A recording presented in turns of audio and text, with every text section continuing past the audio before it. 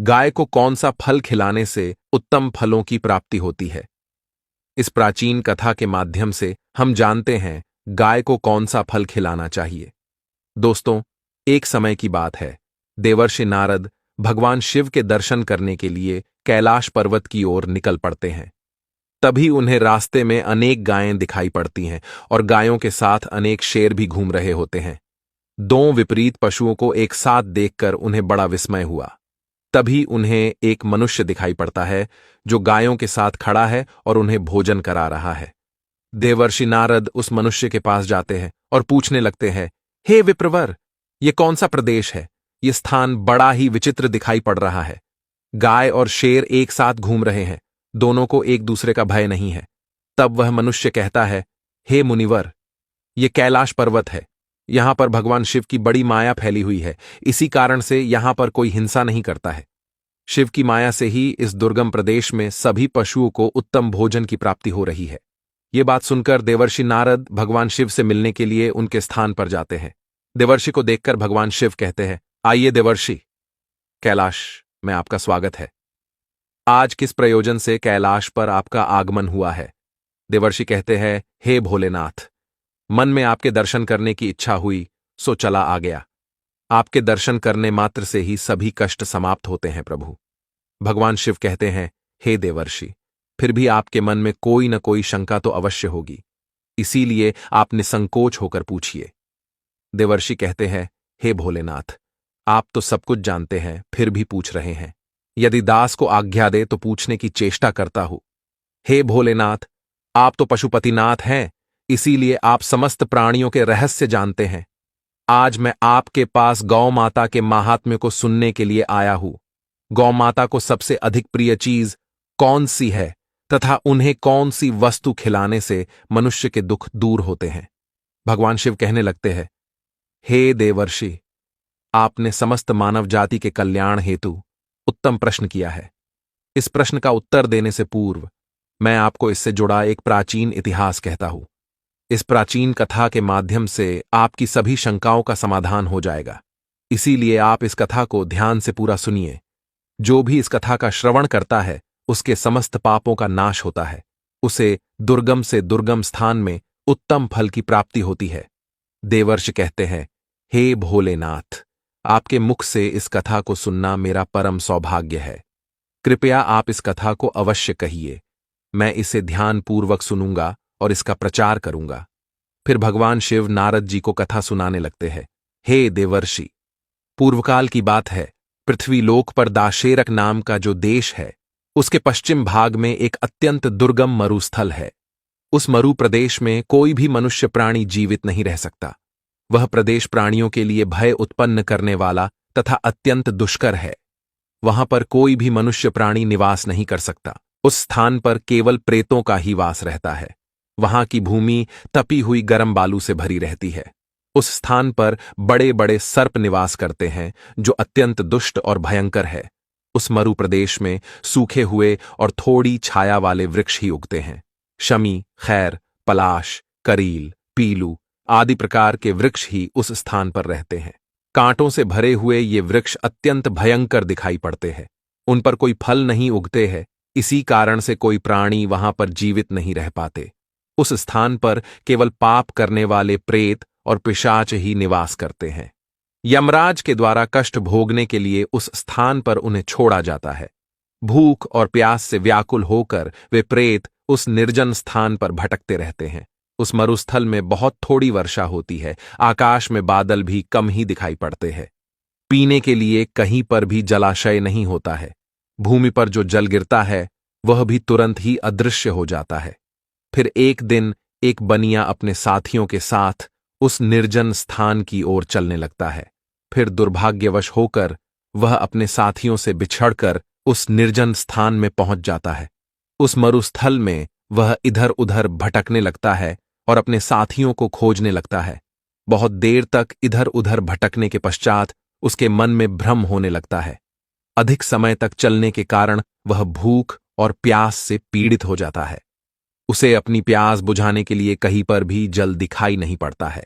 फिर एक स्थान पर खड़ा होकर वह चारों ओर देखकर सोचने लगता है, किस दिशा में गांव है, किस दिशा में जल है, मैं कहां जाऊं? लगता है अब इसी स्थान पर मेरी मृत्यु हो जाएगी। इतना सोचकर वह भगवान विष्णु की आराधना करने लगता है। फिर उसी समय उसे कुछ प्रेत दिखाई पड़ते हैं जो उसी की तरफ आ रहे होते हैं। उन प्रेतों के भयंकर रूप को देखकर वह बनिया भयभीत हो जाता है। वे सभी प्रेत भयंकर आवाज करते हुए उसकी तरफ ही आने लगते हैं। उस स्थान पर छिपने के लिए कोई भी स्थान नहीं होता है और उसके शरीर में बल न होने के कारण वह भाग भी नहीं पाता है। इसीलिए चुपचाप उसी स्थान पर खड़ा होकर भगवान से प्रार्थना करने लगता है।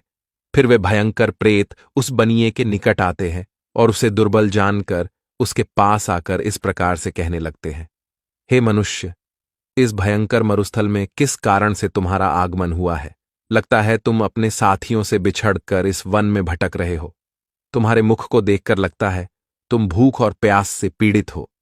उन प्रेतों के ऐसे वचन सुनकर उस बनिए को बड़ा आश्चर्य हुआ। वह सोचने लगा, बड़ी ही विचित्र बात है, ये भयंकर प्रेत मुझे खाने के बजाय मेरा हाल चाल पूछ रहे हैं। वह बनिया उन प्रेतों से कहने लगता है, हे प्रेतों, दुर्भाग्य से मैं अपने साथियों से बिछड़कर इस स्थान पर आ गया हूं। कृपया तुम मेरा भक्षण न करो। मैं भगवान विष्णु का भक्त हूं। इस समय मैं भूख और प्यास से व्याकुल हो रहा हूं। तब उस प्रेत ने कहा, हे मनुष्य, तुम चिंता मत करो, हम तुम्हारा भक्षण नहीं करेंगे। भगवान की कृपा से हमें इस मरुस्थल में भी उत्तम भोजन की प्राप्ति होती है। इस प्रकार से कहकर उस प्रेत ने अचानक से एक टोकरी प्रकट की जिसमें नाना प्रकार के व्यंजन और जल रखा हुआ था। वह प्रेत उस बनिए से कहने लगता है, हे मनुष्य, लो, इस टोकरी से अन्न लेकर तुम ग्रहण करो।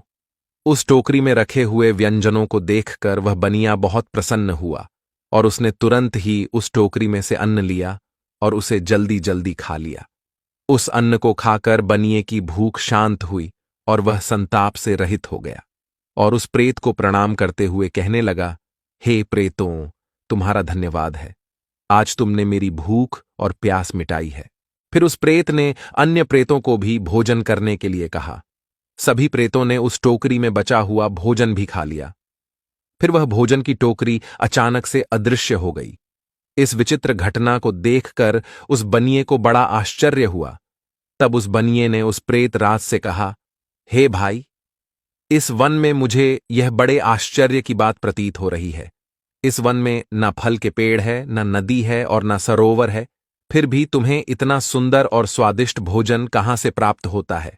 तुम कौन हो और इस वन में किस कारण से तुम लोग भटक रहे हो? कृपया मुझे विस्तार से तुम्हारा सारा वृतांत सुनाओ। फिर वह प्रेत कहने लगा, हे मनुष्य, मैं तुम्हें मेरे पूर्व जन्म के बारे में बताता हूं, इसीलिए तुम इसे ध्यानपूर्वक सुनो। पूर्व जन्म में मैं मध्य देश में रहता था। मैं बहुत ही धनवान सेठ था। मेरे पास किसी चीज की कोई कमी नहीं थी। मैंने व्यापार करके बहुत सारा धन इकट्ठा किया था, किंतु उस नगर में मेरे जितना दुरात्मा दूसरा कोई नहीं था। मैंने दूसरों को लूटकर सूत लेकर धन अर्जित किया था। मैंने अनेक लोगों के साथ छल किया था। मैंने कभी भगवान की पूजा नहीं की, कभी दूसरों को दान नहीं दिया। उसी समय में मेरे एक गुणवान ब्राह्मण मित्र थे जो सदैव मेरे हित की बात किया करते थे। उन्होंने मुझे कई प्रकार का महत्वपूर्ण ज्ञान दिया था। धन की रक्षा के लिए उन्होंने अनेक उपाय भी बताए। फिर एक दिन मैं उनके साथ तापी नदी के तट पर गया। उस स्थान पर मैंने उनके साथ उस नदी में स्नान किया। वहां पर एक प्राचीन आश्रम था जहां पर अनेक गाय बंधी हुई थीं। अपने मित्र की बात मानकर मैंने उन गायों को एक टोकरी भर केले के फल खिलाए और फिर लौटकर अपने घर चला आ गया। कुछ समय के पश्चात दैवयोग से मेरी मृत्यु हो गई। मृत्यु के बाद मुझे यम के 2 दूत लेने के लिए आ गए और वे मुझे पकड़कर यमराज के पास लेकर गए। यमराज ने चित्रगुप्त से मेरा लेखा जोखा देखने के लिए कहा। फिर चित्रगुप्त ने मेरा लेखा जोखा निकाला और कहने लगे, हे धर्मराज, यह दुरात्मा तो नास्तिक है। इसने कभी ईश्वर की पूजा नहीं की, इसने कभी दान धर्म नहीं किया, किंतु इसने केवल एक ही पुण्य का कार्य किया है। इसके गायों को केले के फल खिलाए हैं। बस इतना ही इसका पुण्य है। चित्रगुप्त की बात सुनकर यमराज ने अपने दूतों को आदेश देकर मुझे प्रेत बनाकर इस दुर्गम प्रदेश में डालने के लिए कहा। नास्तिक और दुरात्मा लोगों को प्रेत बनाकर इस दुर्गम प्रदेश में डाल दिया जाता है। किंतु मेरे द्वारा केवल एक ही पुण्य का काम हुआ था। मैंने गाय को टोकरी भरकर केले का फल खिलाया था। इसी पुण्य के कारण से मुझे इस भयंकर दुर्गम स्थान में भी एक टोकरी भरकर स्वादिष्ट भोजन प्राप्त होता है। प्रेतों को ऐसा भोजन नहीं मिलता है। प्रेतों का भोजन अत्यंत घृणित और दुर्गंधी युक्त होता है। किंतु मेरे पुण्य के कारण यहां पर निवास करने वाले प्रेतों को भी उत्तम भोजन की प्राप्ति होती है। इसी कारण से इन्होंने मुझे अपना प्रधान बना दिया। यहां पर निवास करने वाले सभी प्रेत दुरात्मा हैं। इन्होंने अनेक पाप किए हैं। देवालयों से धन की चोरी की है, पराई स्त्रियों से संबंध बनाए हैं तथा स्वामी के साथ द्रोह किया है। इसी पाप के कारण ये सभी प्रेत बने हैं।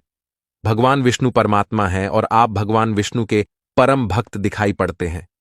इसीलिए आपके इस स्थान पर आने से मेरी मुक्ति हो जाएगी और मुझे उत्तम गति प्राप्त होगी। परंतु मेरे बगैर ये सभी प्रेत इस मरुस्थल में कष्ट भोगेंगे। इसीलिए आप मुझ पर कृपा करके मेरे इन सभी प्रेत मित्रों की मुक्ति के लिए उपाय कीजिए। हे मनुष्य, मैंने हिमालय पर्वत की एक गुफा में खजाना छिपाया है। आप उस खजाने को प्राप्त करके इन प्रेतों की मुक्ति के लिए इनका श्राद्ध तथा तर्पण आदि कार्य करो। इतना कहकर वह प्रेत अदृश्य हो जाता है और उसे मुक्ति मिल जाती है। फिर वह बनिया हिमालय पर गया और उसने वहां पर उस प्रेत के द्वारा बताया गया खजाना प्राप्त किया और फिर वह गया तीर्थ में प्रेतों की मुक्ति के लिए श्राद्ध करने के लिए चला गया। वहां पहुंचकर उस बनिए ने उन प्रेतों के लिए श्राद्ध करना आरंभ किया। जिस दिन वह जिस प्रेत का श्राद्ध करता, वह प्रेत रात को उसके सपने में आकर उसे दर्शन देता और कहता है, हे महाभाग, तुम्हारी कृपा से मैंने प्रेत भाव को त्याग दिया है। अब मैं परम गति को प्राप्त हो रहा हूं। तुम्हारा धन्यवाद है। इस प्रकार से अनेक दिनों तक उस बनिए ने वहां पर सभी प्रेतों के लिए श्राद्ध किया और सभी प्रेत एक एक करके उसके सपने में आकर उसे दर्शन देने लगे और सभी प्रेतों को मुक्ति प्राप्त हुई। फिर वह बनिया अपने घर पर लौट आया और भगवान विष्णु की भक्ति करने लगा। तदनंतर दीर्घ काल के बाद उस बनिए की मृत्यु हुई और वह भी परम दुर्लभ धाम वैकुंठ को चला गया। महादेव कहते हैं, हे देवर्षि, इस प्रकार से मैंने आपको गाय को केले का फल खिलाने का महत्व सुना दिया है। जो मनुष्य नित्य गाय की सेवा करता है, उसे केले का फल खिलाता है, उसे उत्तम गति की प्राप्ति होती है। गायों के 6 अंग गोबर, मूत्र, दुग्ध, दधि और घृत ये अत्यंत पवित्र और शुद्धि के साधन भी हैं। गोबर से बिल्व वृक्ष उत्पन्न हुआ जिसमें मेरा ही वास होता है। गोबर से ही कमल के बीज उत्पन्न हुए हैं। गोमूत्र से गुग्गुल की उत्पत्ति हुई है जो देखने में प्रिय और सुगंधि युक्त है, जो सभी देवों का आहार है। संसार में मूलभूत गोदुग्ध से उत्पन्न है। सभी मांगलिक पदार्थ दही से उत्पन्न हैं। घी से अमृत उत्पन्न होता है जो देवों की तृप्ति का साधन है। गाय से ही यज्ञ प्रवृत्त होता है। गौ माता के शरीर में 33 कोटि देवी देवताओं का निवास होता है। गाय एक अत्यंत पवित्र, निर्मल, शांत, निष्पाप जीव है। आर्गवेद में इसे संसार का पालन पोषण करने वाली कामधेनु माता कहा गया है।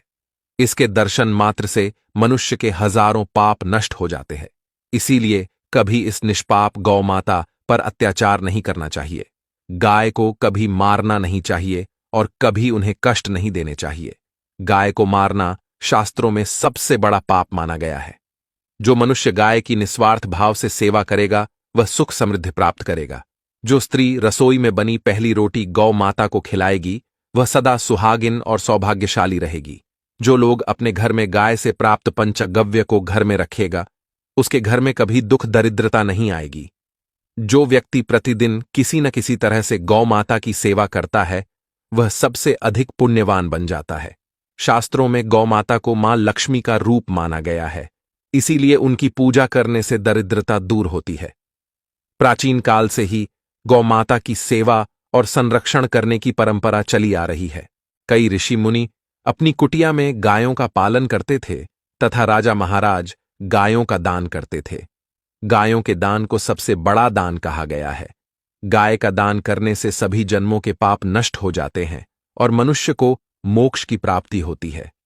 गौ माता के दर्शन करना बहुत शुभ होता है। शास्त्र कहते हैं, रोज सुबह गाय के दर्शन होने से पुण्य की प्राप्ति होती है और सुबह गोबर के दर्शन होने से लक्ष्मी की प्राप्ति होती है। अगर किसी महत्वपूर्ण कार्य के लिए जा रहे हैं और अचानक ही गौ माता आपके रास्ते में आ जाती है तो वह कार्य निश्चित ही सफल हो जाता है।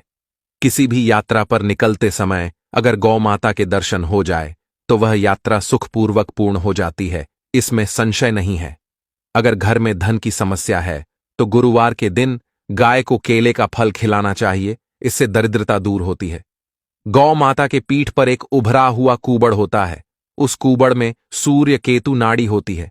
जब भी द्वार पर गौ माता पधारे तो इस कूबड़ को एक बार जरूर स्पर्श करे, इससे जीवन से सभी रोगों का अंत होगा और धन संपत्ति की प्राप्ति होगी।